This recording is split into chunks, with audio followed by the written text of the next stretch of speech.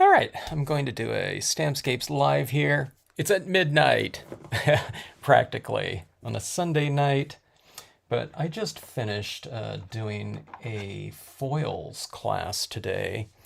And I don't know, that got me kind of psyched about doing, working on foils. I always like doing that anyways. I've been doing a lot of the mirror cards, but I haven't done something on my rainbow holographic, the chrome coat variety, which is now discontinued, but it is just a really dynamic piece. And I was doing some research on my own channels, to kind of go over some of the projects that I've done on foil, and I wanted to bring out a lot of different points on, or show the class participants the I don't know. I wanted to break down some of the I don't know the real core kind of processes and techniques when it comes to foil of everything that I've learned so far. So I don't know. There's still a lot to learn. I've only been working on foils for I don't know, a little over a year now. You know, after years and years and years of working on cardstock. So there was one scene that I happened to do like almost 200 videos ago. Okay. And I just felt like doing that one again. It's one of I wanted to do it in class today, but we just didn't have time. We covered so much ground with everything else and had several different foil projects. So I thought I would do it here, and that's using, again, the rainbow holographic foil and some trees, okay? And I really like the look of it in terms of having some backlighting in the scene, okay? And we're going to have these light beams coming out this way, and it makes for a fairly dramatic setting. So one of the things that I'm going to do is I'm going to establish a light source location, and we'll go roughly, I don't know, something like, we'll do kind of a rule of thirds type of thing, and I'll place one of my light sources right here, okay? And I'm just going to use a little white dot. I don't want it really visible, but that's just what I'm going to use as my vanishing point for my rays, okay? So I'm going to start adding a lot of light beams, and I'll just go with a solid piece of cardstock here to add these beams in. And one of the things about adding these beams is I'm going to keep things pretty varied as much as possible, okay? So I'm going to take a... Okay, now here's the thing. We have to work with certain types of ink in doing foils, okay? So I'm going to take, and I'm going to use Brilliance Black here, okay? And it's a fast-drying, water-based pigment ink, all right? And I get some of that on there, and I could just kind of smash it down into place like so. And all right, this is going to look, it's going to look like a crazy looking thing on here, and it's not going to make really a lot of sense. It might not make sense until I add quite a bit of this down on the paper, okay? All right, so let me just do it right here, and I'm making one side of the light beam right now, and that's what this represents, okay? And then I'll go back in and I'll add on the other side. I'm doing this a little bit differently this time than I did before, and I'm going to see how this works. Hopefully it works out okay. All right, let's see. That beam will be like that. I'll go down like about like so. And again, this will make 0 sense in here until I stamp out the imagery. And while I said this is not, this pigment ink is fast drying, it's not that fast drying, okay? I can wipe that off cleanly if I want to, okay? And that beam will go down to about right here. Let's go about right here. Okay, now again, I'm just making one side of the beam right now. Okay, and why don't we go right here? So always going up to that vanishing point. right. Okay, so that is that. I'm getting fingerprints all in here. It's very goopy looking. And I get it all over my fingers. It gets all over my fingers and whatnot. It's almost like working with, I don't know, it's almost like working with like grease or something like that. It would be even more so if I was working on, if I was doing this on, with some kind of oil-based black pigment ink, but this one's a water-based, but it still has that very thick viscosity. Okay, so that's my beam right in that that location. Okay, and let's go. Let's see. I'm almost losing my place here. Okay, that's the beam right there. Okay, and the other beams right here.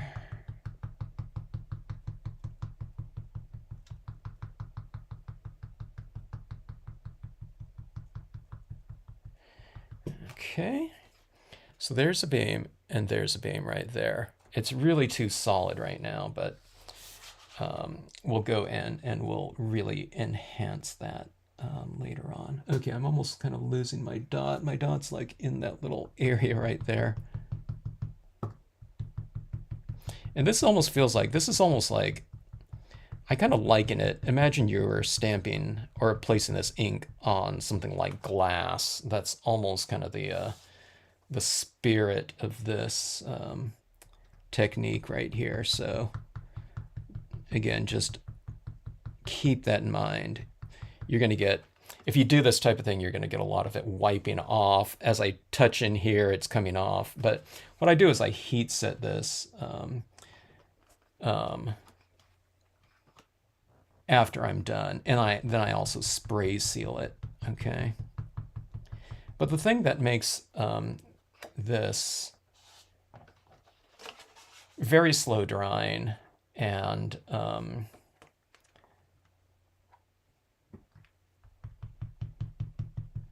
kind of, I don't know, it's malleable to work with, also is the thing that makes it very...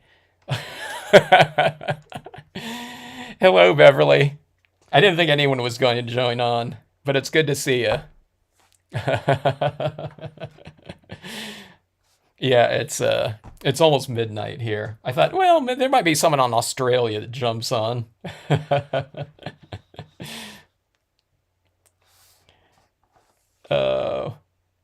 But I'm doing a crazy scene here on rainbow holographic. Maybe if I was doing this in prime time, it would be too shocking for most people.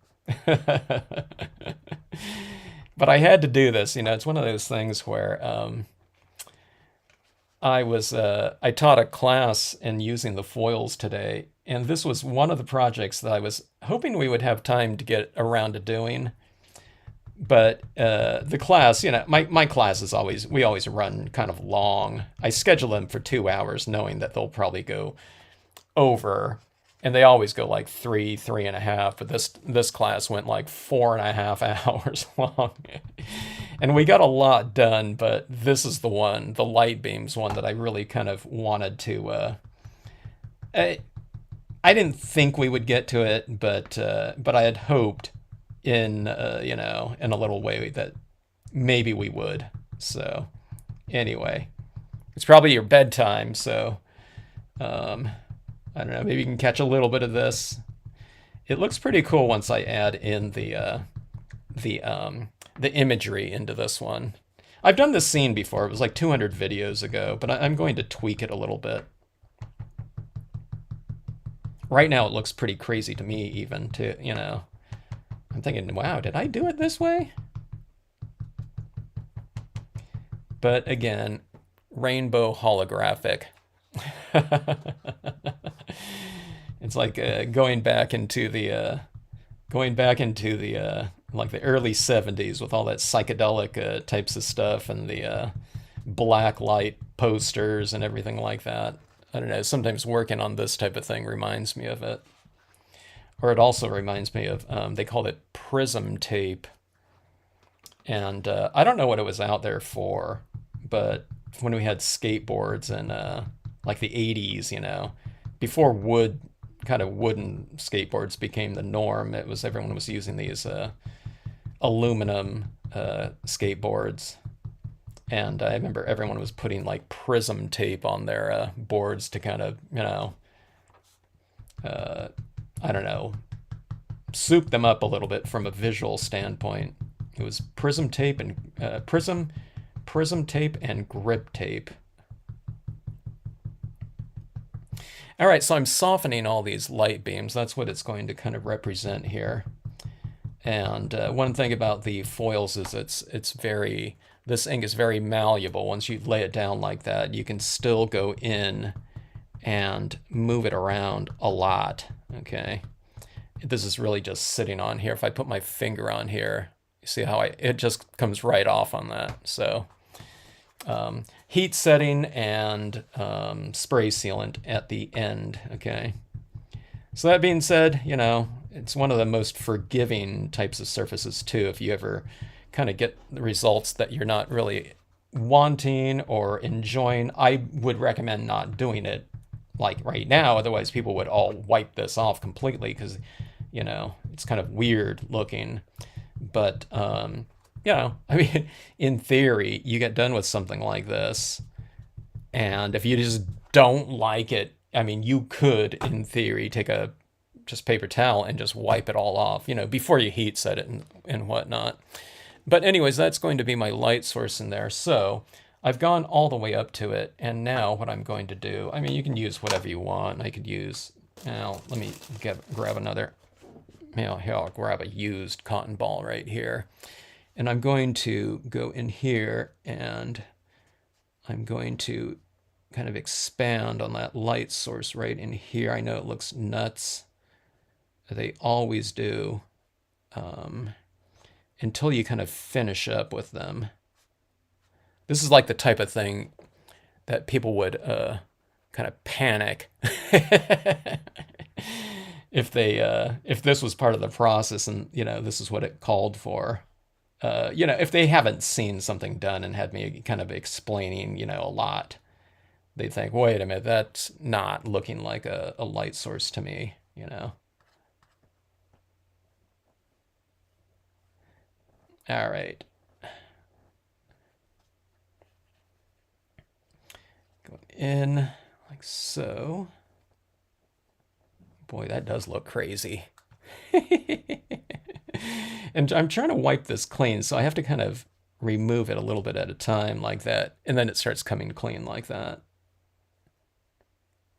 Rainbow holographic paper, though, it really changes its character a lot just based on, you know, the amount of light or the angle of the light on there. And I don't do this quite, you know, often enough where this looks natural to me at all still. You know, every time I do one of these, I'm thinking, is that the way it's supposed to, you know, look? All right, gonna go in like that. All right, now I'm gonna go in with the clean paper towel. See, sometimes you start removing ink, but then you get ink on there and then you're kind of smudging it around. So it's kind of like cleaning it up all the time. There's like a lot of, I don't know, spring cleaning on our scenes like this. It's kind of a process of addition, cleanup, addition, cleanup, and so forth. I think it's worth it though, because paper like this is like super dynamic. And I don't know, there's not, I don't know of any other surface that's quite like this. Okay. You can't mind inky fingers, that's for sure. This is one of those times when I'm doing something And it's like at the end of the project, I actually have like ink on the other side of my hands like that. You know, it's like on my knuckles. You know, it's usually on my on the pads of my fingers like that, where I'm holding something down. But this time it is all over the place. All right, so that is that. It's almost like a, I don't know, like a charcoal, like a oil pastel or something like that. That's what it feels like working on this in some ways. Okay, so that is that. All right, so that's my, I keep getting little smudgies here. What I should really do is what someone recommended to me, and I did like a couple times, and it worked great, is I should use a piece of Post-it notes on the back of this so I can kind of spin it around and whatnot. Okay, now I'm going to, let's see, I'm going to close in some of these ray beams on the perimeter like that a little bit. Okay. So you add, then you remove, then you add back in.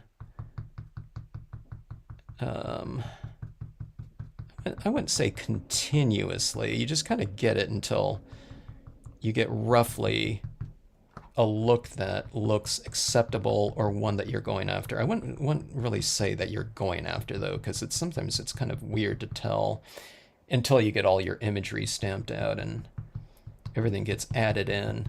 Okay, so that is that. Look at all my fingerprints down here. That's where the Post-it note on the bottom, you know, I should really be using that.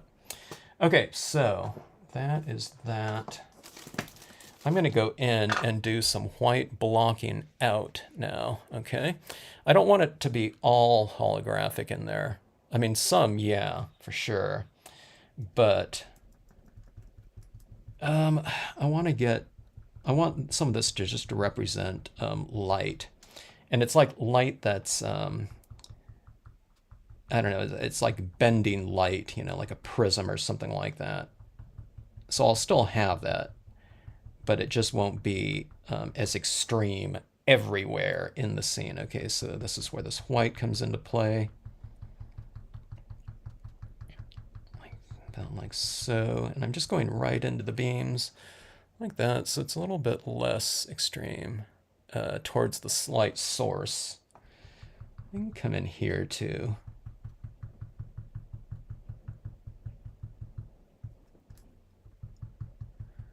All right.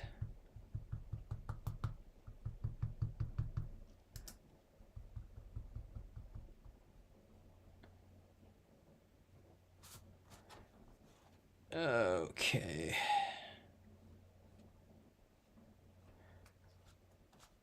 It's almost like more painting than or it's like half painting, half stamping, or it's like 100% painting right now. Okay, let's see. All right. Now here's the thing that I kind of wonder about a lot of times is I'm not sure if I need to heat set this before stamping my impressions over the top of it.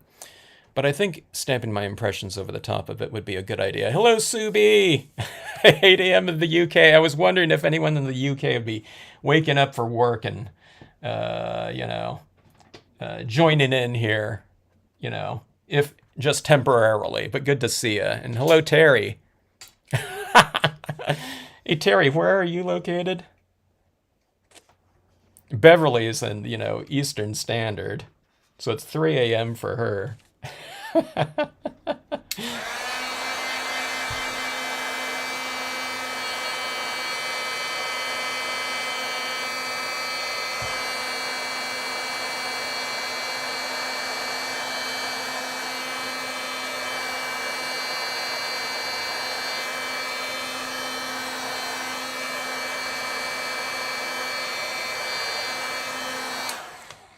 This is rainbow holographic paper, by the way. And you know what this really feels like? It feels like I'm applying like shoe polish to something.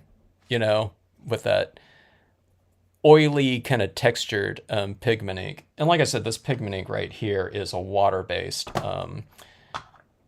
pigment ink. So it's not like your oil-based ones like a VersaFine Clair, but it still feels really kind of greasy and, I'm kind of touching everywhere, so. Oh yeah, Springfield. Got it. Yeah. But I don't know. I'm usually up until, I think last night, my gosh, I went to bed at, I don't know, like 4 a.m. or something like that.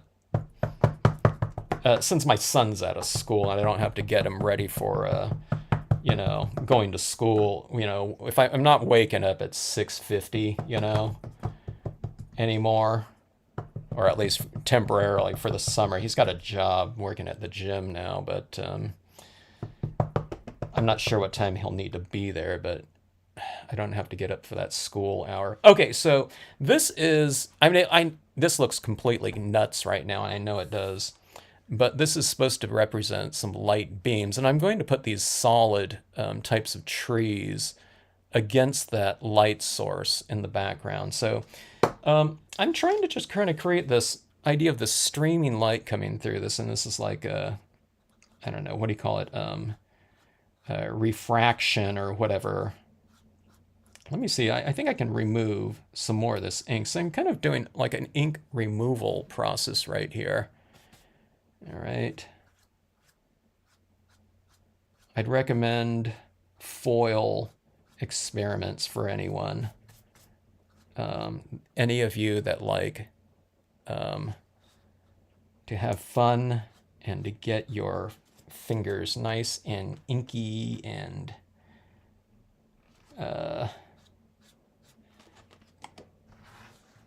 oily. If you want to get some of your fingerprints, ink under your fingernails. I'm just joking. It doesn't get that bad, but it's right up there in terms of one of the kind of the crazier kind of applications of media, especially if you're doing it like extreme like this. I taught a foils class today, and my hands, when I looked at it after 4 hours of stamping, I was thinking my hands don't look too bad. I was kind of surprised. Okay, so I'm going right up here. What I did was initially I put a little vanishing point right there. So every time I do this, see, I'm kind of expanding on my light beams here. And even though I heat set that black, it's not really set until you spray seal this all down. Boy, that looks like a sloppy mess. But you can kind of refine your beams, and I know this looks really nuts, and it does to me too. Every time I do one of these, especially if I haven't done this type of thing in a while, this looks really crazy. And I wonder if it's going to work. I don't know. It usually comes together in the end, though. All right, so I've applied all that. God, that looks a mess. This is probably the messiest looking type of process here in terms of making a card as any type of process that I do. All right. Let's see, even kind of putting my fingers down there. I'm not going to keep doing that. I'm just going to do that at the end and I'm done, because I'm going to keep putting my fingers down. I should put a Post-it note so I can kind of rotate things like that. But okay, so my center area right in there is white pigment ink. Okay, let's just get into some of these trees. I was going to fill in here a little bit more. You want to go with trees that are fairly solid that can hold up against this. So my tree trunks are a pretty good one for that. All right, so this is going to be the forest floor down here, and then we'll have this kind of opening up here. Okay, and stamping imagery on top of foil, you have to kind of hold this down. You don't want to press it too hard because the ink is fairly thick. You don't want it to kind of squeeze out from underneath the stamp and to hit the sides. So just good, even pressure. Someone in the class today told me that in their preliminary foil pieces that they did on their own. She said she counts to like I don't know what it was, like 25 seconds or something like that. Okay, so it depends on how wet your pad is, and maybe relative humidity, stuff like that in your location, probably comes into play a little bit. Yeah, no one does, Terry. It's because, I mean, in order to stamp on something like this, you really have to have like a StazOn type of ink, that can adhere to it. And the paper is so loud to begin with, too. So I don't know, most people don't consider using it. I didn't consider using it for a long time. And I had a pack of it that I bought somewhere. No. This is what happened. I went into this place called Kelly Paper, and they had a pack of this.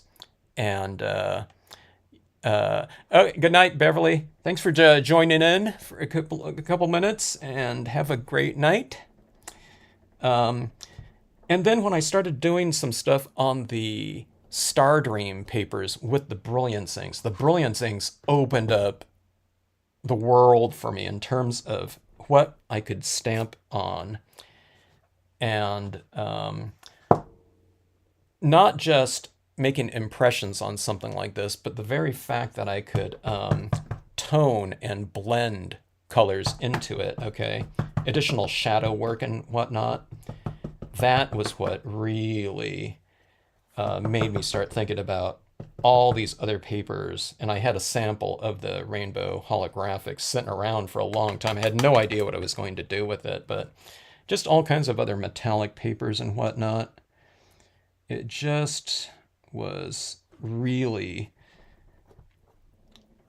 kind of fascinating to see compositions that I've done in the past on different types of surfaces, especially non-porous and reflective surfaces, to see that light. I've always wanted to represent things like light coming from within a scene.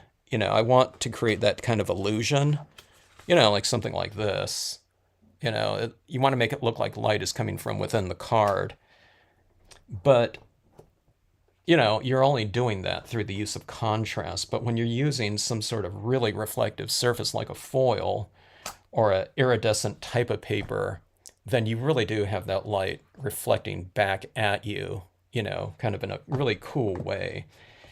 And so just stamping on these types of things with like a StazOn, that wouldn't really do it. I have to be able to add in my shadow work and things like that. Okay, so I mean, this looks like nuts right now. It's not done by any means here. So I kind of set my foundation in there with the light beams, but now I'm going to put in some intermediate, background. I'll go in with these pines here. That's what I did. I don't know what video, it was 600 and something. That I did this scene on there before.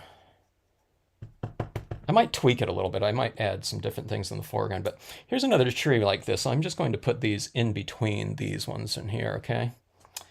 And what I'm going to do too, one of the things I always teach people in my first class is partial images. Okay, so right here I'm kind of removing some ink like this, and I recommend this on all my sky figures too, is just kind of wipe off kind of the perimeter of them and then stamp them out so they stamp out much softer around the edge. But on this one right here, I'm just going to kind of transition this a little bit where it's wet up here and a little bit drier and then dry down here, so it goes from dark to light down like that, okay? And if I do that, and if I add in like a little element of like some fog in the scene, like, on the forest floor, the very fact that you've kind of already wiped it off on some of your images gives you a head start to doing that. You don't have to add it in there. And, we'll see how that goes here. Okay, so again, stamping it out.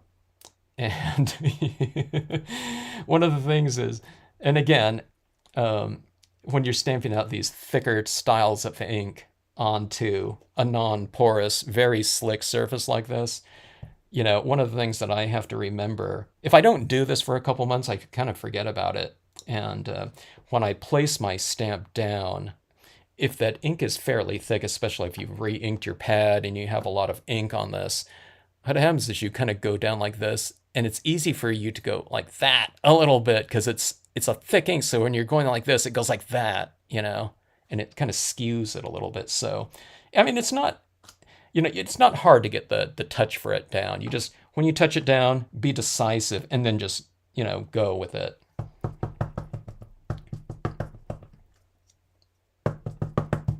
And then stay there. Don't, you know, change your mind. And I mean, that goes with everything, but it's especially true with this one because it's easy to kind of skew. Okay, now this one I have just going on the corner right here, so I'm not going to bother wiping it off.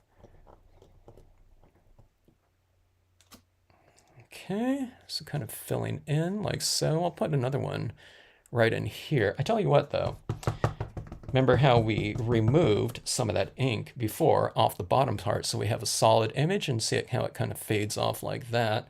I'm going to do this right here. It's a really good way to manipulate your inks that you already have in order to get, you know, lighter impressions, or, you know, you just get much more mileage out of your stamps if you use, or your inks, I should say, if you use your inks in different values of them, okay? So you can get softer, lighter things. So see, you have this tree right here that's right next to the light source, and it's lighter, you know, so you're really giving yourself a nice head start in terms of, got your scenic lighting and, I don't know, depth, you know, you have lighter objects and like that. It looks, you know, they look farther in the distance. I'll go like this right here, and I'll really wipe off this bottom portion right here. So what I'm really going for right here with this impression is I'm wiping off the bottom portion really good. Okay, I don't want that one to stamp out. So right from here on up, you're stamping basically a smaller tree, okay? So you can use the same tree, but just use a smaller portion of it. It could be a more distant tree, or it could be, you know, just a smaller one like that, okay? Let's go for another little one, okay? Let's go for it kind of right in here. I'm gonna put one, I'm gonna aim one right in between there too. Like something like that, okay? All right, so that is that. All right, now I have all these beams kind of showing through this, and some of it could be like, you know, some beams in front of the tree too. But I'll show you how I do my, well, let's see. I can do my shadows on here. I'm gonna add my sedge filler stamp in here first, and let's create that kind of forest floor in here, okay? I'm just going in here with this texture. It's not going to be really super visible or anything. I just want to create a different texture in here on the base, like about like so.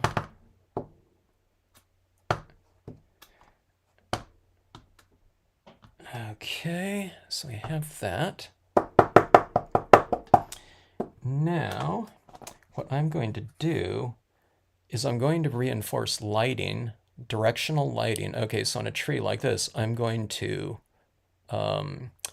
add shadow to the right side of this tree.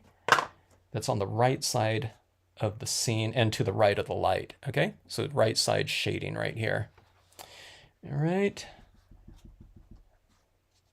Okay.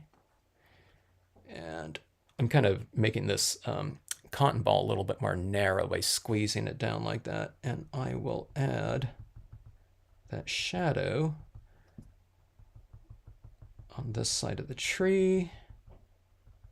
I don't try to get it in one application. I kind of build it slowly, okay? And same thing will go on this tree, right? This one's getting kind of narrow. Sometimes using like a Q-tip or something like that would be better, but let's see if I can get it with this one and just get it on one side of the tree for the most part.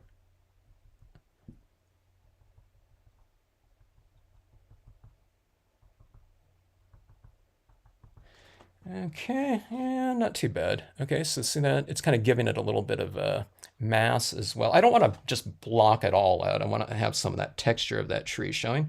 Trees to the left-hand side. I am left side shading the trunk. Okay. All right, so we have that. All right, now here's how I do shadow work.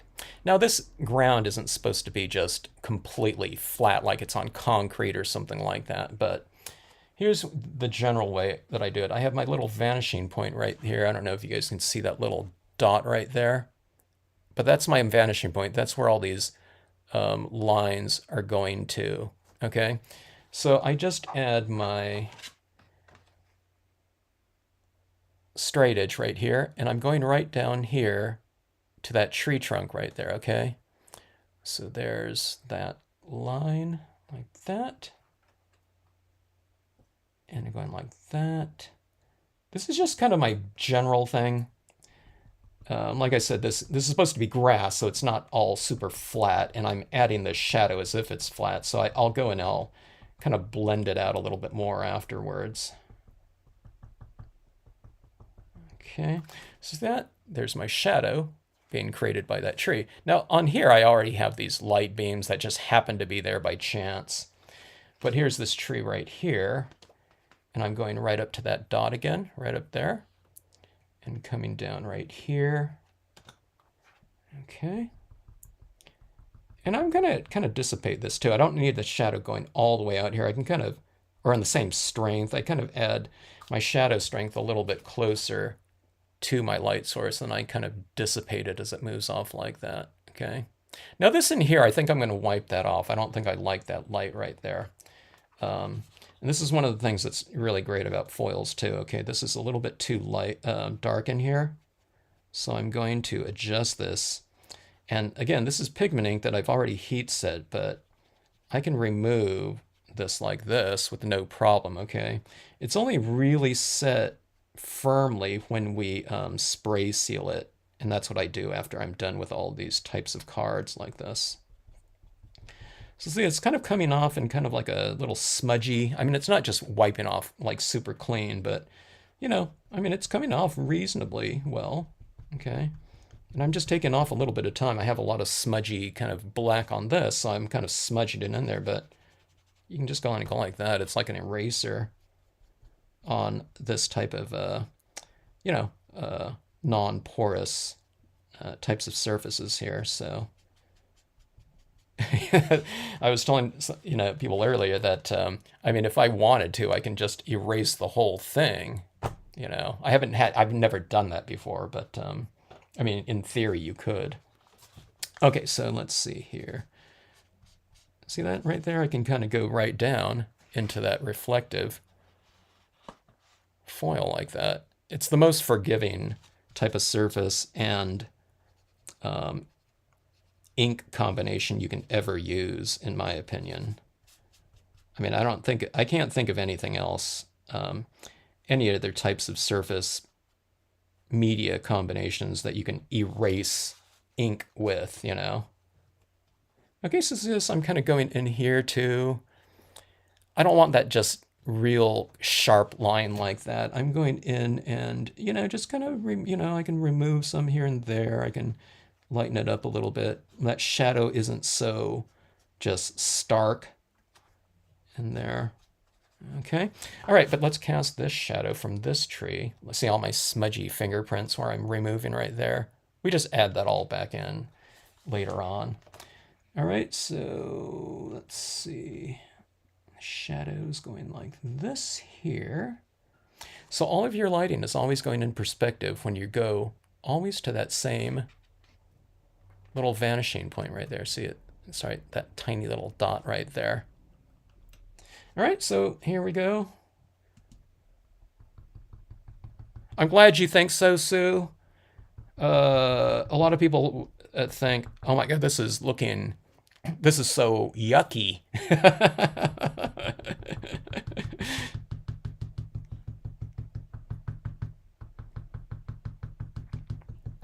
It kind of does look, this scene does look pretty crazy at this point in time. But can you kind of see it coming together though, a little bit, you know?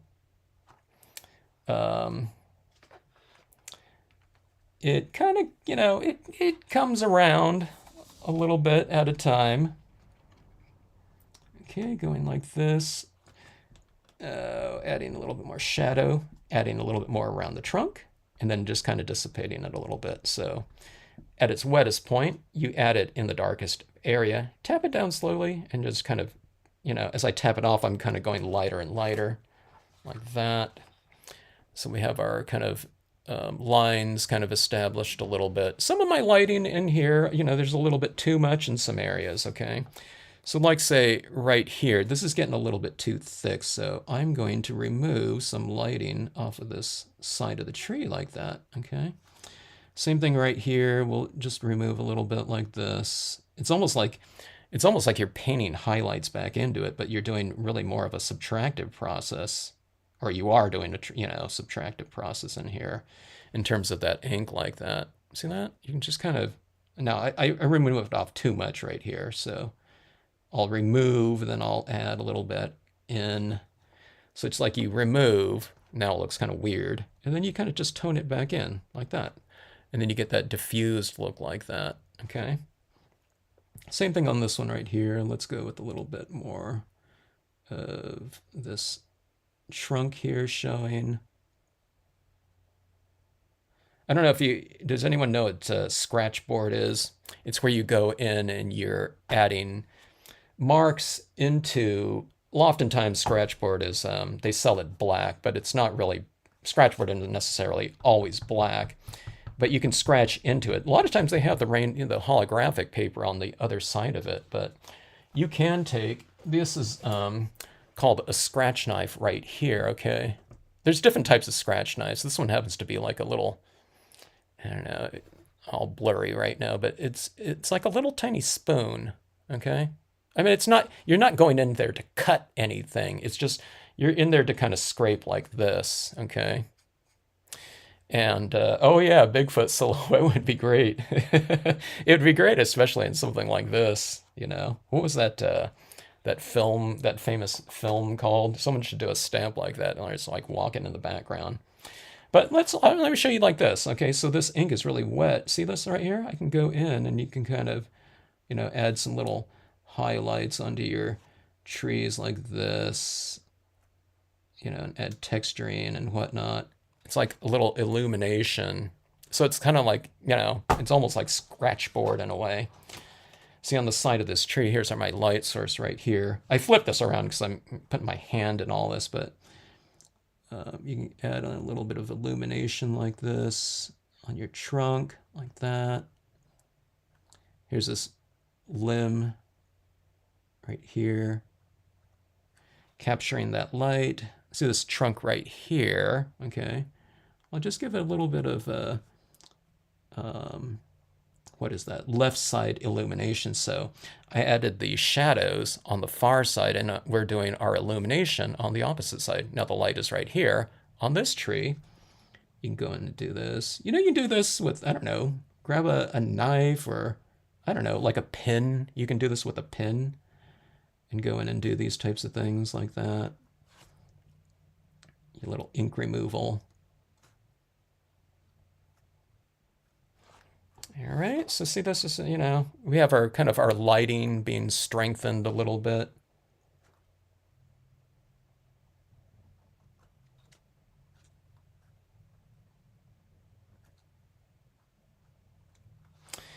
Okay, oh, here's another one. Here's another branch right here. I haven't done this with the scratch knife before. I just thought about it. Or if I have, I don't remember doing it. Okay, let's see. That works pretty good. Okay, so here, I've removed, you know, my texture in here because I've removed that big old splotchy area. I'm going to go back in here and add a little bit of texturing back in here like so.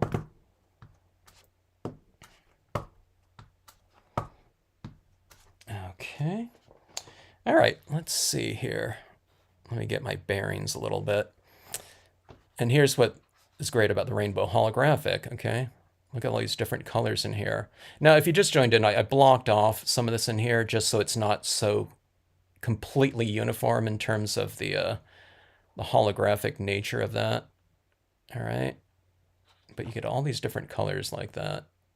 I don't know. It's really dynamic, and it's pretty fun to see like that. Okay, now using the rainbow holographics, you don't have to do this kind of scene like this. This scene right here is really kind of goopy and crazy. I mean, you can just stamp over the top of it with, you know, different images and, you know, be done with it. On here, I'm going for all these kind of light source types of things and features that for me are really fun to do. And like I said, you know, it adds to the kind of the scene dynamics. All right, let's go in with this rock texture stamp, and I'll show you something that's really fun with things like this too, okay? So this gets, you know, this is not an interesting area in here, or a very interesting area. Actually, let me use the smaller version of this. Okay, so I have this stamp right here, and it's just a clean,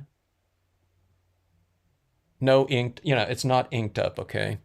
So you saw how easy I can remove some of that ink in there. So I'm going to go in here and I'll stamp this clean ink or stamp, and see that right there? Okay, now over here, I already heat set that, so it's not working. But over here, here's my fresh shadow, right? So I can go in here like so, and I can do these subtractive marks in there for those types of textures, okay?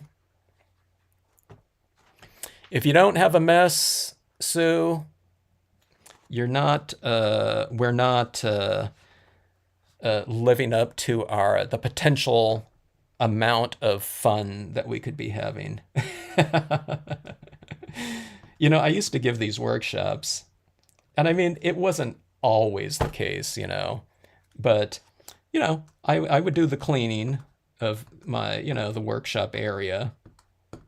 You know, people would put away their pads and stuff like that, but I'd do the cleaning up. But one of the things I did notice, it's not always the case, okay?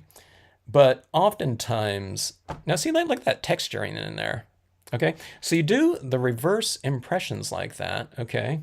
But then you take this and you put some of the positive impressions of that same thing. So it's like that, I don't know if it's yin yang or something like that, or something's like really in balance, but I don't know, there is something to that reverse type of thing in there. Okay, but going back to my workshops, I did notice that sometimes the people that, you know, everything was really kind of flowing for them, and oftentimes they were really quite productive. You know, oftentimes they had the messiest places, you know, their work area, you know, it was smudgy everywhere, you know, and everything was a heap, you know what I mean? But I don't know, there was you know, they produced a lot, you know, in that time. So it was really cool seeing that, you know. And I certainly didn't mind cleaning up, you know. I just want, you know, I want people to have the most amount of fun possible, and, you know, ideally, you know, to be as productive as possible too. So anyways, look at this texture down here and see, let's see. Look at this area down here with the reverse and positive impressions. Okay, now remember, I heat set this before, so that wasn't removing for me very easily. So that being said, what I can also do, since it wasn't a subtractive mark in there, I can go in here like this with a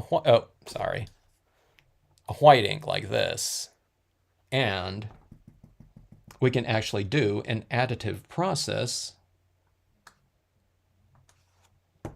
like this, okay? So, I mean, it's not, when I'm revealing the paper down here, it's not really going to be a white rock. It's, you know, it's going to be the rainbow holographic colors that are in there. But then you can also, if you want to, you can just layer it too.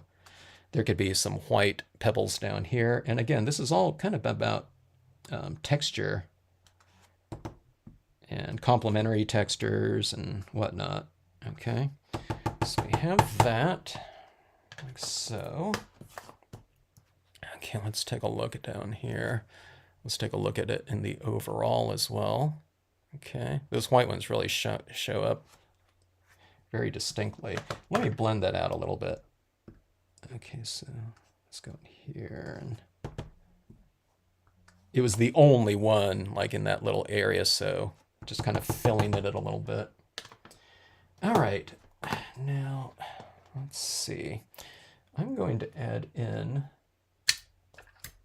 additional ground cover texture in here, okay?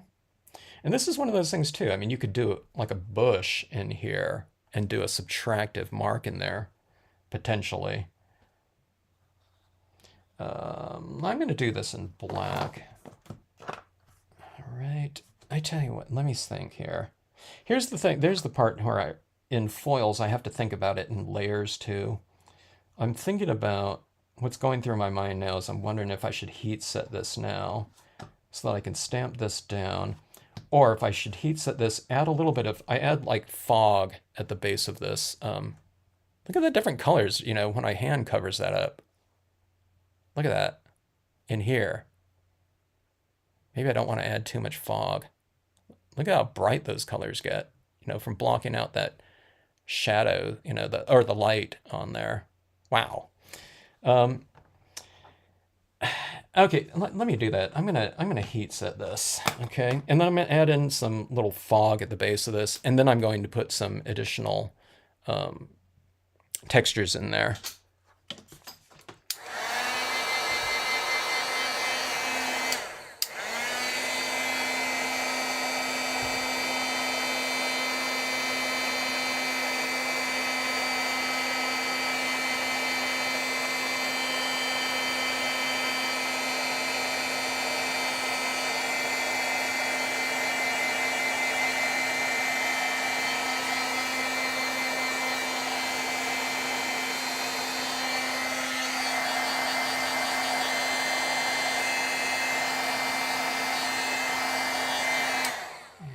Okay, you do get some curl when you're heating up this type of metallic paper like that.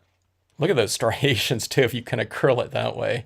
You know, you get those kind of beams. It's just so, I don't know, it's just so interesting. Look at that, look how beautiful that violet is right in there. You know, then if you keep going, it's yellow. I don't know, it's all kinds of different colors. Isn't that paper fun? All right. I've been working on it like that. That's like the least interesting for you guys to look at. I mean, this is more, you know, this is more interesting. Look how the colors, oh, it's the shadows of my hand. It's my hand right there. Like, let me see if you can see it. If I block out, my studio lights are so bright. Look at that. It's my hand on there. Well, huh. Well, it's the ever-changing look of the rainbow hollow. Okay, let me get some of this out of here. I don't want to pick up all this black smudginess when I'm adding the white in here at this point in time. Okay, so when utilizing white pigment ink, okay, 100% cotton ball, and we're going in here like this. And do you see how kind of frayed? Well, that one's not too frayed. I'm kind of using a used piece right here, but when you go like this, oftentimes it's like really frayed. So you kind of just take this and you smash it down like this. Do a little roll like that. And that makes this nice and flat. And you're also pushing the ink back into the cotton ball, and that's what you want. Okay, now you don't want this just completely sopping wet with ink. That's the mistake that most people make. Way too much ink on here. So think about the consistency you want, and kind of the touch that you want going into this is more like you're applying like powder onto a scene, okay, or onto the surface. And just, I mean, how wet your pad is, you know, is going to determine how much, you know, you dab in here. Maybe you might want to dab some off, okay? But always just kind of start off very lightly, okay?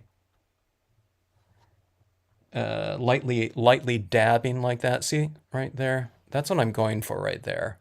There's barely anything applied, okay?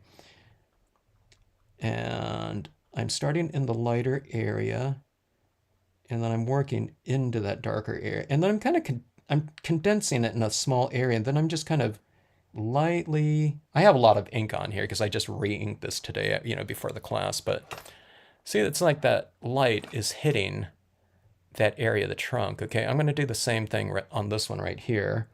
I'm going to put this kind of low-line fog on the trees. It also kind of, it reiterates my lighting in here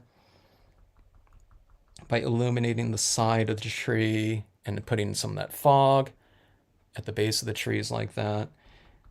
And, my application of shadows, I mean, it's not the most carefully applied ink in the world, okay?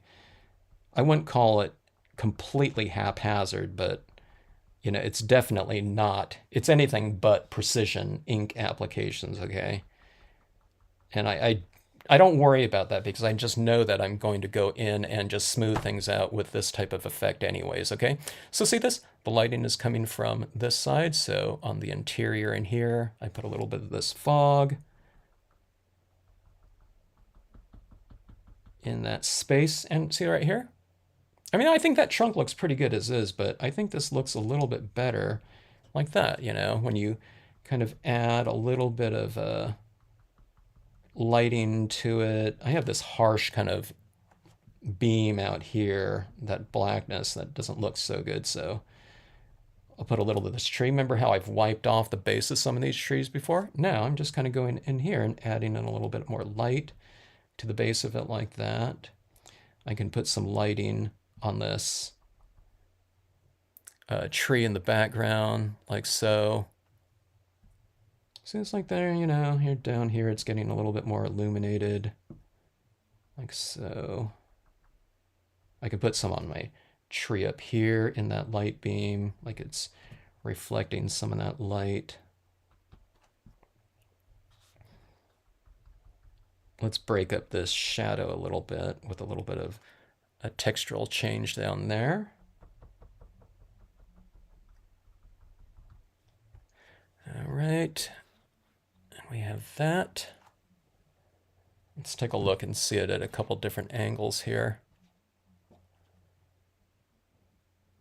See this, you can really see where I've applied it like this. Look at this, it's like midnight or something like that, It's like the day, it's like daybreak. All right, let's see.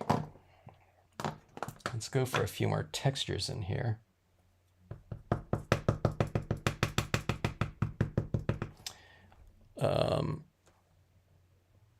I call this winter brush. Okay, it's just a little bit this nice kind of ground texture in here.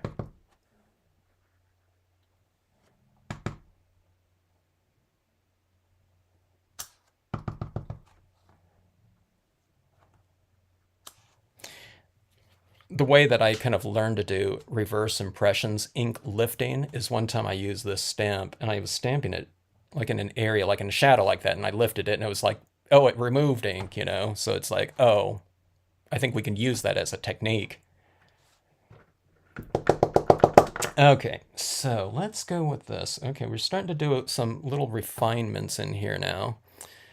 I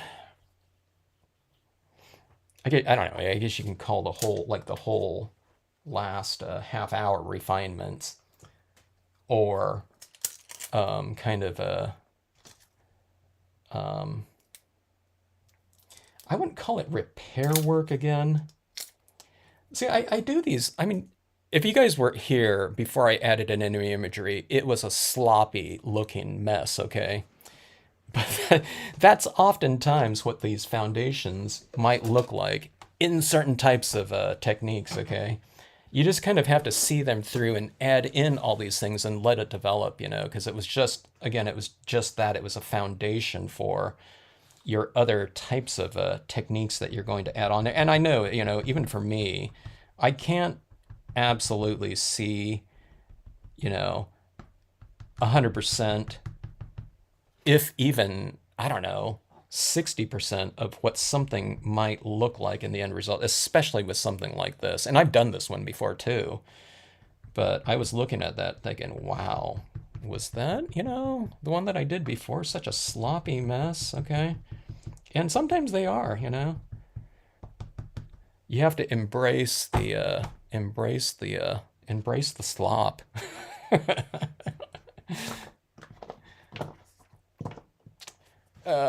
Okay, let's see here.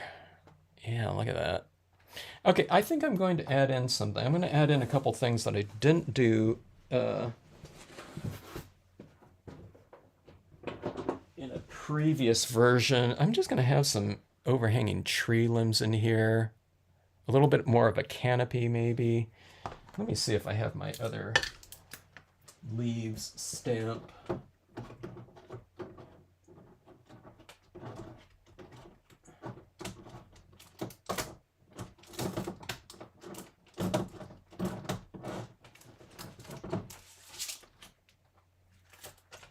Yeah, let me go with this one. I was going to go with the oak branch. I'm going to use my leaves.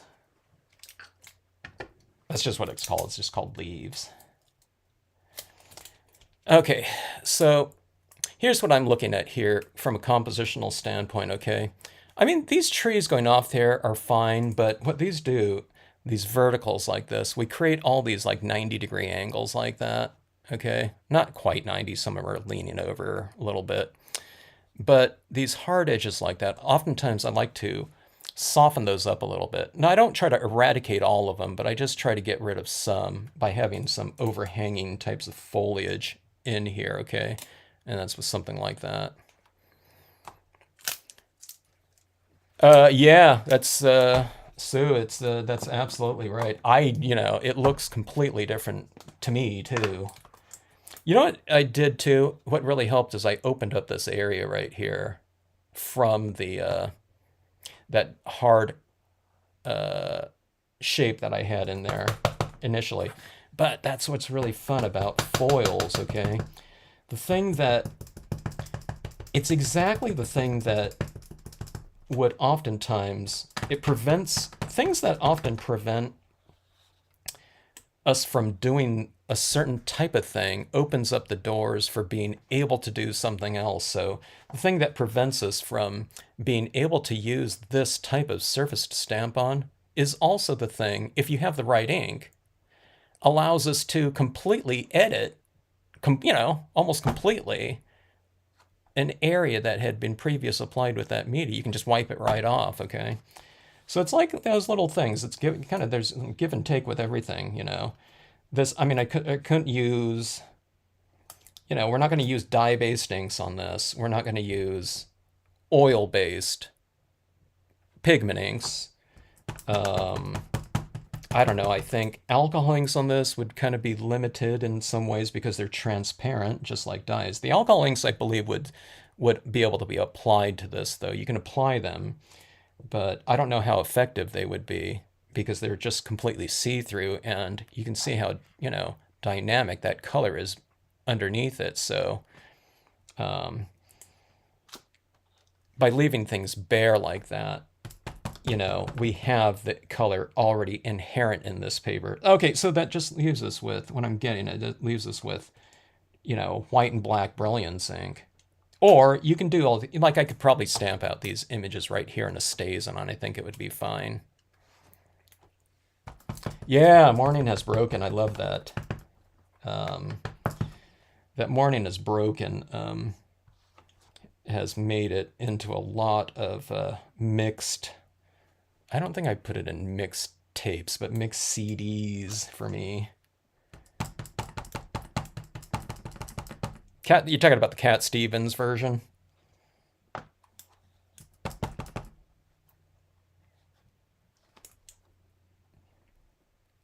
Okay, here we go. I'm adding in a few more of these leaves than I probably thought I was going to, but I like them, so. Okay, so see that right there?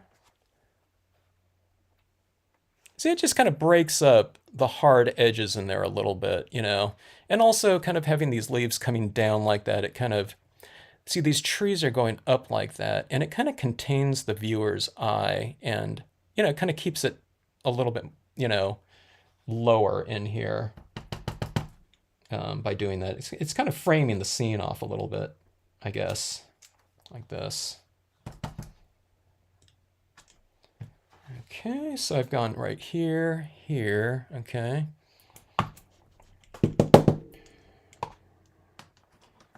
And speaking of that, why don't I put a little bit more framing down here? Let's see.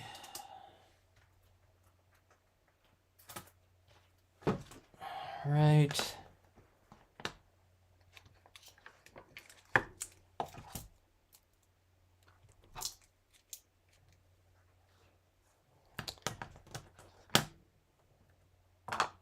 Cat Stevens.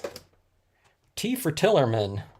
That's not on that CD or album, but I don't know. I always like the name of that album. T for Tillerman. All right, here's where it gets. There's nothing to hold on to because if I touch that, it's going to remove some ink. So let's see. See, it's kind of curled up a little bit. When I mount this, it'll be easier to use. Okay, so like this.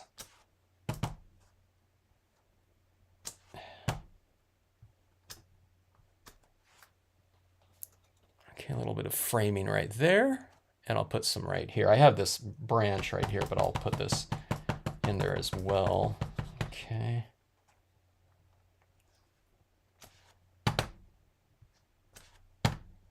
I don't know, a lot of this isn't really even showing here because it's already in the darkness. Okay, but that's what, oh, here we go. Like down there. So you have this little area right here and this little cluster right here, and you get that. And sometimes what I do too is just for that extra little framing type of containment on the composition, I just go in here and I add a little bit more black right around in here. I'm not going for like just a big bar of black. I'm going for like a little bit like that, okay? That's where people kind of go too crazy sometimes with that vignette. I mean, it just depends how dark it is. If it's real dark up there, then you can, add a little bit more. But if it's a light area, then, just add a little bit of gray using that black, all right? Okay, here, gosh. So I just added that down right there, and you can see just where I touched it, it removed that ink, so. Again, this can be heat set, and when you heat set it, when you touch it like that, it won't just come off immediately. If you rub it a little bit, it will. But then, again, after you do this, you just kind of spray seal the whole thing, which is with the light coating, and it'll be fine. Just as long as the person that you give it to, not going to go like this,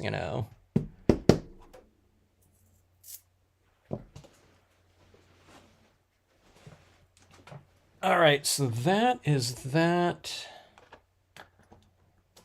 We've done our little scratch kind of processes in there.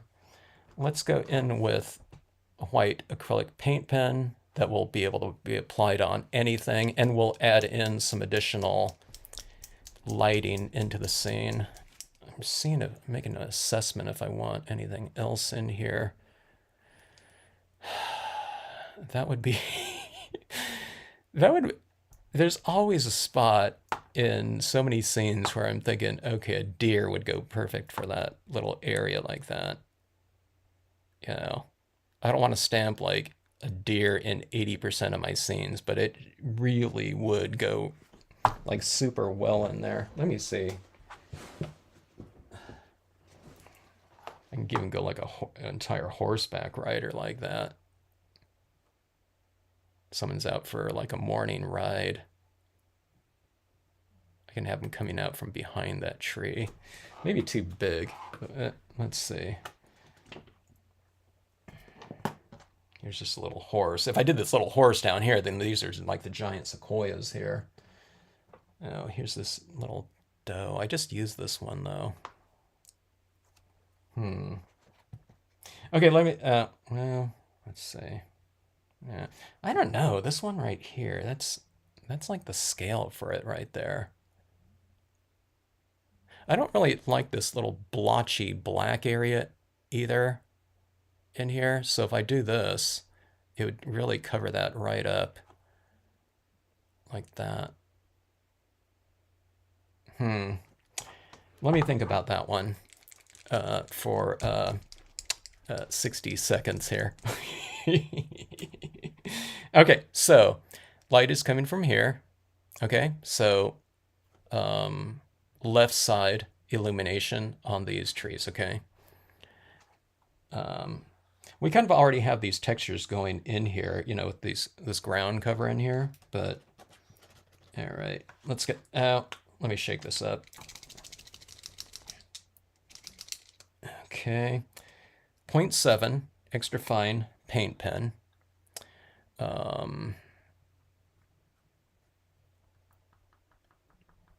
Let's see, Terry, I don't think of black on black, but you can imagine the plants with a suggestion that, yep. Sometimes they go on with a kind of a different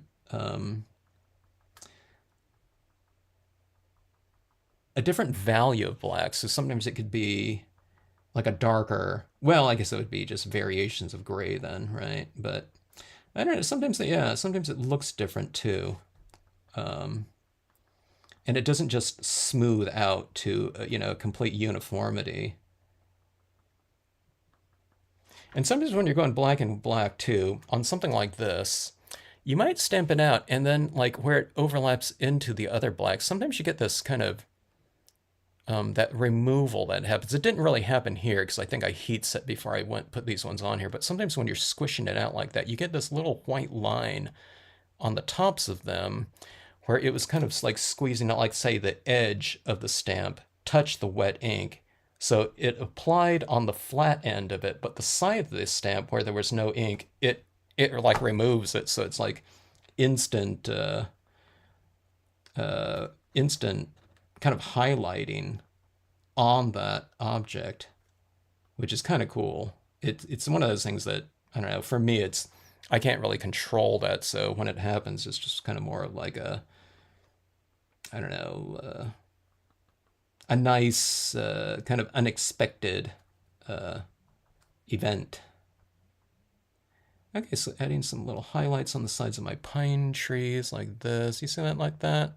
You know, it just kind of, it's that specular light. It's light that's brighter than white, so it's just really reflective of that. And my little scratches are, you know, they're kind of extreme, so this is a way to kind of soften it up a little bit and to transition it.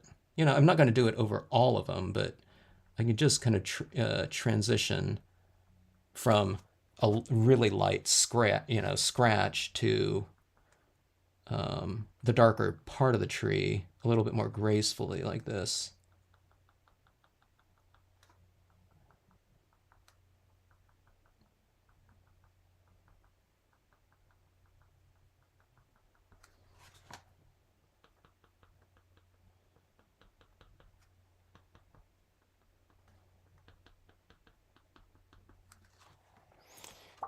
Okay, let's see. Are those trees coming? Yeah, I think that looks pretty good.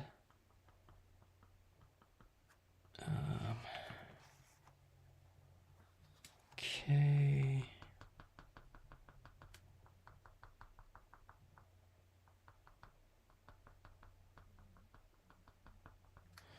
All right.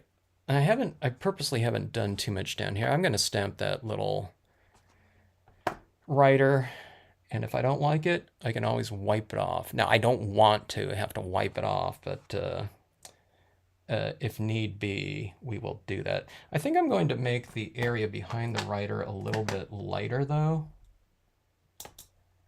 so that it's not competing with the form of that tree there. So I'm going to push that tree back in the distance a little bit more, like so. Okay, it's like a blob in there.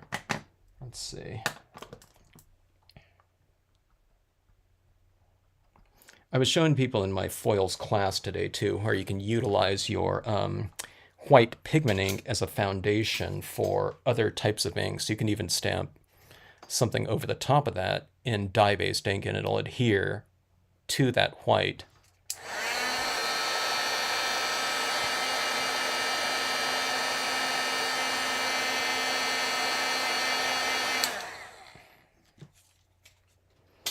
Okay.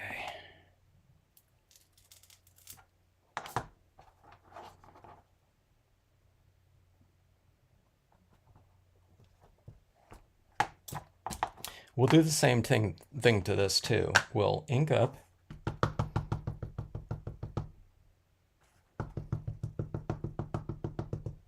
Let's see. I can't tell if that's inked up enough.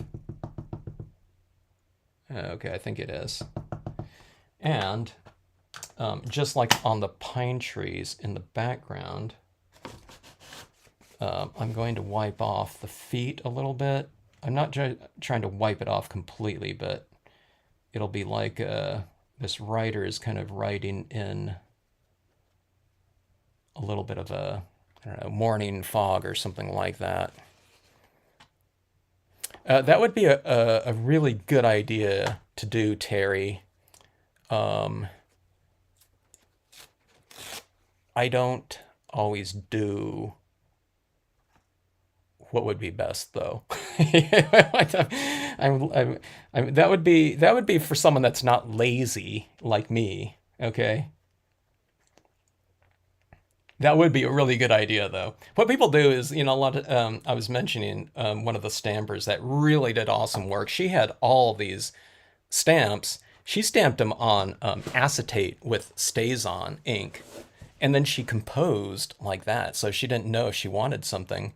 She just laid it over it. She kept the acetate with her stamp, okay? And I don't know. That was a good idea. And then she taught someone that even used the stamps, maybe even better than her, was one of her customers. Okay, should I put this? I'm going to put this character like it's in front of this tree right here, so I'm going to do it like that. Otherwise, I was going to mask off the tree and put her kind of behind there. I'm going to put her just right in here, like so. All right, so now the worst that can happen, I mean, if I don't like this character here, I mean, what's the worst that can happen, just, utter emotional devastation for, a few days. I mean, that's all. So why not, give it a try? Okay, now this one, I'm going to hold it down and really let that ink transfer over there, hopefully, okay? I don't want to lift this off of this surface and, doing it too soon with a pretty juicy, thick style of ink. You don't want to lift off and it was like a vacuum coming off, like we were stamping on like glass or something like that. Now, again, I had this foundation already on there, which should provide, adequate amount of kind of like a pore. It creates a little bit of a porous surface on there, akin to, like, I would say almost like a matte piece of paper if you dry the white pigment ink on there. Oh, that's a good idea, Sue. You guys are like non-lazy stampers. All right. Oh, there we go. So she is coming right into the light like that. Don't ride into the light. Okay, let's see.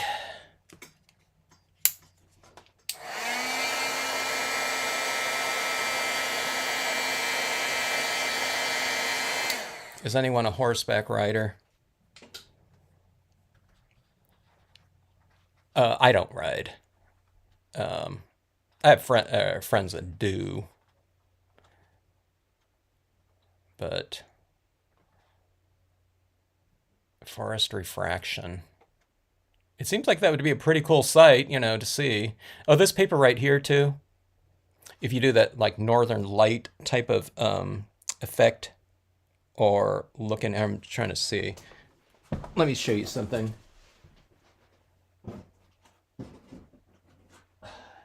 Okay, so these were a couple things that I did in my workshop today, but see this kind of northern lighty type of thing. This is on purple foil right here. You can see those streaks going in there like that.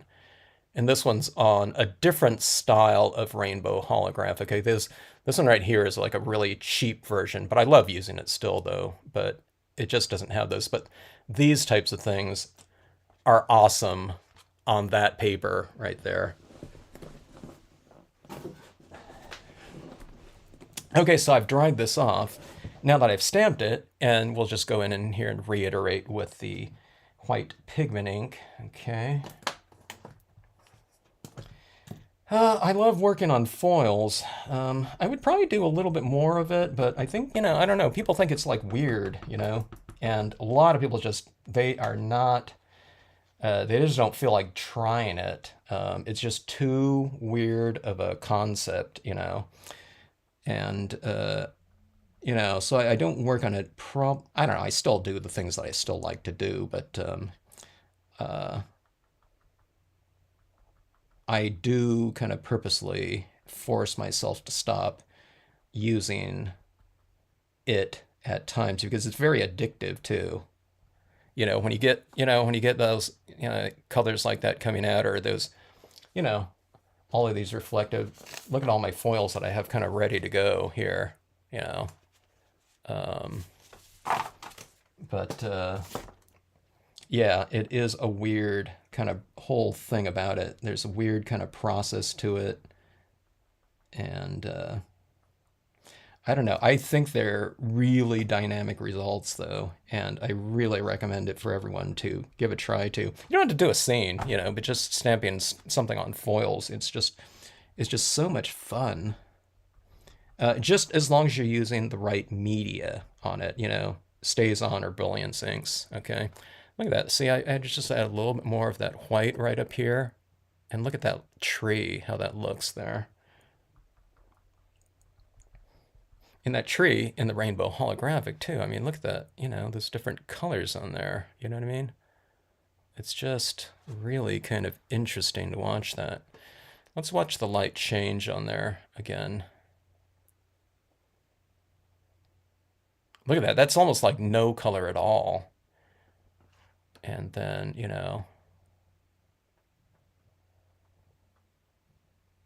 I really like that right in there, like that spot. Let's see, let's keep going. Or let's turn around like this.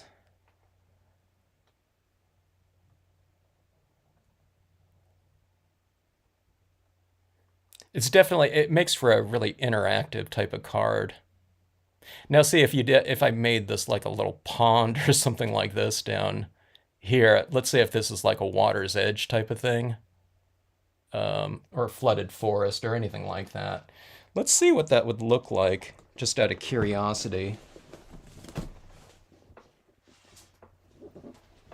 Okay, now this is a 5x7, but it just, just to see out of curiosity. Here's my mirror card just with some blue construction paper up top and some handmade clouds, but let's see what this would look like in a kind of a mirror scene. Well, I don't know. I guess I don't have enough down here at the base, to reflect in there. But that rainbow holographic paper in there would be pretty cool like that. The composition's not made. I would have stamped these much lower, I guess, with that rider much lower in the composition for that to really show up. But there you have it. I think I am done with this piece. I don't know. What do you guys think about that?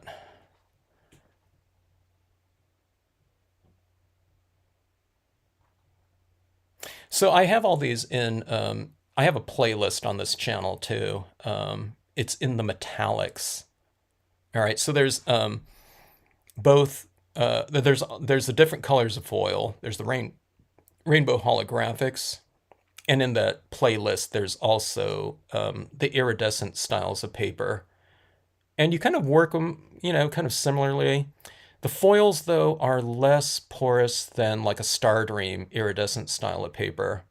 Um, and again, I've mostly been, I haven't worked on this particular rainbow holographic because I don't know if you can find it anymore. I've seen vinyls like this before, though. Okay, now I don't know if you can use the Brilliance pads on vinyl. You might be able to, um, but there's the less kind of super holographic ones in the Recollections rainbow holographic, and then there used to be a brand called, oh my gosh, I already forgot. It was on it was on Simon Stamp, but it's long gone off that. But I think it was the chrome coat that was repackaged. But look at all those different colors. Look at this right here, how it turns from a real cool um, color, and then you go like this, and it's like warming up. It's like I said, it's like morning is broken. Look at that, and then it's like all of that's just yellow, and it goes back to that purple over there. But again, it's just really fun stuff. It just makes it a really kind of interactive piece. People, you know what I mean, when they get this, they're going to do this to it, you know. They're not just going to say, "Oh, hey, that's a really great card." And they put it up on, wherever they put it on display. They're probably going to do this with it. Or they might, they'll hold it up to the light. It looks different if I'm kind of rotated on this axis a little bit. And it looks a little bit different like this. It's like a different,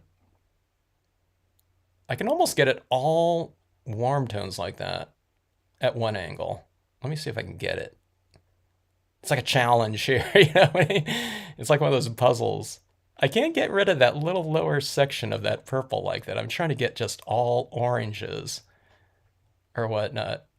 Oh, I can't. Hey, no, there's a little bit of purple up in that top left hand or right hand. There, right there. Look at that. It's like it's like one of those little puzzles for people. You say, okay, see if you can get all purple. Anyway, look into it if you like the, you know what I mean? If this kind of stuff looks cool to you, look into some different types of surfaces and whatnot. There's a lot of really dynamic surfaces that, I don't know, from kind of a traditional stamping standpoint, of usually stamping on, white cardstocks and stuff like that. But there are some other types of things out there. Here's the thing about it, though, too, that I like about these types of inks. When I first started doing the foils like this, a lot of people,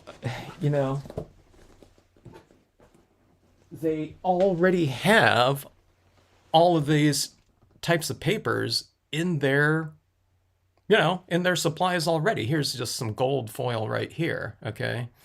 And what I taught in the class is you just blacked all that out with the Brilliance ink, right? And it's not drying instantly or fast at all. So I've gone in with my tree in the background. See these? There's 3 impressions back here. I don't know if you can see them, but I just took this with a dry stamp and I stamped into it, and then I lifted off that gold black ink, revealing that kind of antique gold look. And then what I did was I stamped out this tree right here, but I didn't do the ink lifting technique. I just went into it with the gold ink and stamped those so they look like they're, in the foreground to that background. But all the inking that I did on this whole thing, besides those 2 trees like that, is just ink up the entire thing in black, and then you just do your ink removal, okay? But again, it's just, if you have, like, I always recommend this white and black Brilliance ink, because, you can do stuff like this, and a lot of people, like I said, already have, they have all those foils and iridescent papers and whatever. They already have it in their supplies. So, and a lot of people buy different colors of inks and stuff like that. And, that's awesome. But if they have like these 2 right here, it opens up the doors for a ton of different things. Again, that a lot of people already have in their supply list. You know, they've collected over the years. So it's like, oh, I never thought about using, you know, that your vellum, okay, or something like that, or your foils, your iridescent papers, stuff that traditionally you couldn't stamp on. Now you can do it with this. But you can also do the toning with these types of things like that. So I don't know, it's really fun. And I was showing people in my foil class, you do like smaller foil pieces like this, you know, you put a little tree or whatever on these things. And this can be your little gift tags at Christmas. I would, you know, kind of put them on, you know, or something like that, you know, to, from, whatever. You can put a little hole up in here, and these can be little ornaments or something like that. I think it'd be fun doing ornaments with kids too, on foils, you know, or you can emboss on them, or, you know, do anything like that. And it would be, I don't know, it's just really fun stuff. And you know what I mean? The more dynamic a surface is too for like kids, and we're kind of kids at heart, you know, crafters and, you know, stampers. You know, if you're starting off with something just inherently really dynamic like that, it really gives us a head start in creating something kind of, I don't know, potentially, you know what I mean, even more dynamic, you know? So, like on this one right here, I didn't have to do any coloring, you know, and look into how many colors are in that, you know? So, I don't know. It's not a hard process or anything like this. And this one got crazy because it was, you know, with all those light beams on there. But you know, it's basically black and white ink that you can erase, you know, if you don't like anything. So anyway, yeah, I agree. It really does look three-dimensional, doesn't it? And that's one of the really nice benefits of reflective surfaces like that. It just, you can get that kind of that nice big inherent boost to something looking very three-dimensional without having to do anything actually that is three-dimensional. Yeah, the Brilliant Things too, Terry. They are discontinuing, I think it was about 6 colors, okay?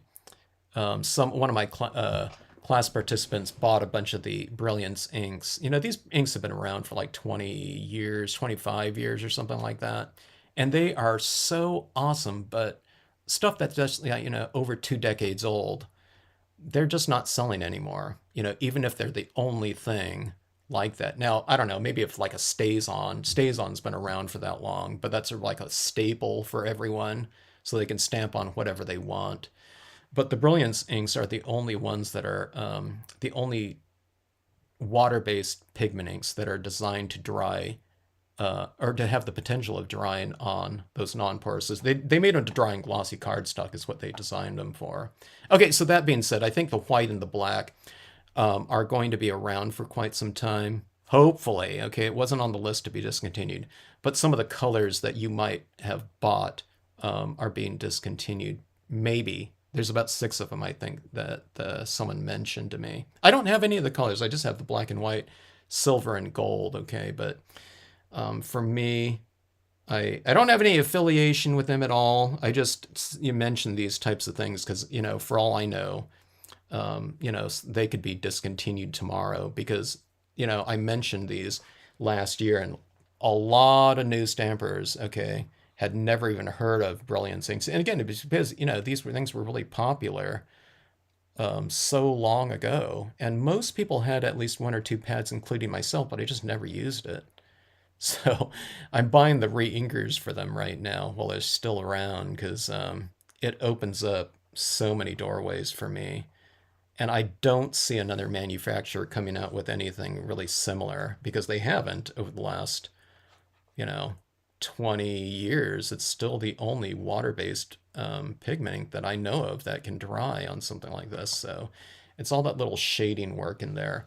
There are StazOn pigment inks like this, But if I just touch that to that foil, it's dry like in a second. Okay, I can't move it around at all, which is good if you're, maybe it's good if you use it for your impressions or something like that, as long as you know exactly that that's what you want and you're not going to change your mind and want to erase it, okay? But the stays on might be good for the impressions, okay? But I just can't do that toning in and blending like that. I don't know, maybe you can do something with like pens or something like that and color them in with markers. I don't think it would be quite the same look, but I don't know, you can probably do something of that sort. But these things are the only thing like that. So, so I've been saying that over the last a year or so. It's like, oh my God, these are really even hard to find online.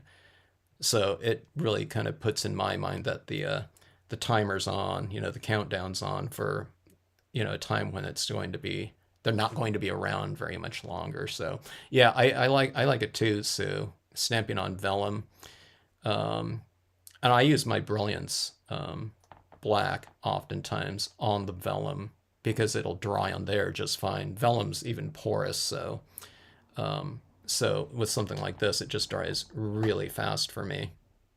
And okay, so Imagine Crafts is the distributor for Brilliance inks here in the U.S. If you're in the U.K., oh my God, I can't remember the name of it, but a lot of people here in the U.S. are ordering from the UK because it was cheaper or something like that, and shipping wasn't too much, and they had a lot of the inks in stock as well as the reinkers. But Imagine Crafts has their white reinkers on order, but they're stuck in some cargo ship somewhere, and they just haven't got it in, and it's been months. So, and they're not going to dry out in there or anything like that, but we're just not really quite sure when those are going to come in. So, yeah. Okay, so anyways, thanks everyone for joining in. I didn't think anyone was going to join in. I almost logged on here. My time is like midnight, but I don't know. I really felt like stamping this one out. I have a few pieces of this particular brand of holographic left, and I thought I'm gonna treat myself, to this. Here's another one of those things that, that type of paper that was kind of here and gone. But like I said, there might be some other version of it these days. I don't know. But I just felt like doing it after my foil class today. We didn't quite get to the light beam type of exercise. But we did a ton of other ones, though, in there with the Northern Lights and everything like that. But I really wanted to see this kind of develop before my eyes again. Thanks, Terry. Thanks, Sue. If anyone else is on right now, thanks to all of you for checking out the vid, checking out the process. If you were here from the beginning, you saw how kind of crazy it was looking. And I can't reiterate enough, a lot of times there's certain types of techniques where it looks like a big hot mess, in step whatever, H, what I mean? And then until you get to like step, you know what I mean? Oh, putting on the final touch or whatever, it really looks like it's coming together. So something like this is like, like the extreme example of that, where it looked like, nuts, and there was no semblance of kind of what it would look like with a composition in there. So, yeah. Okay, thanks again.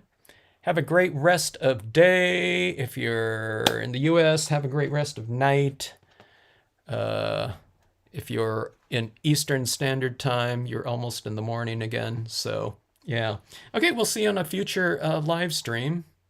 And yeah, God, look at that. These different colors like that, I put my hand over it like that, and it's like the brightest colors ever. Look at that red in there. And there was like green somewhere. I don't know. Okay, fun stuff. Thanks so much. Logging off. We'll see you on the next live stream, hopefully.